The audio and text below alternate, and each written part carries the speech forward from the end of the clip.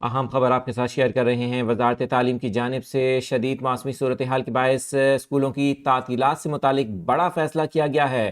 آپ کو بتائیں کہ سوشل میڈیا پر عوام کی جانب سے سردیوں کی چھٹیوں میں اضافے سے متعلق مطالبہ سامنے آیا تھا، جس پر وزارت تعلیم کی جانب سے اب یہ فیصلہ کیا گیا ہے۔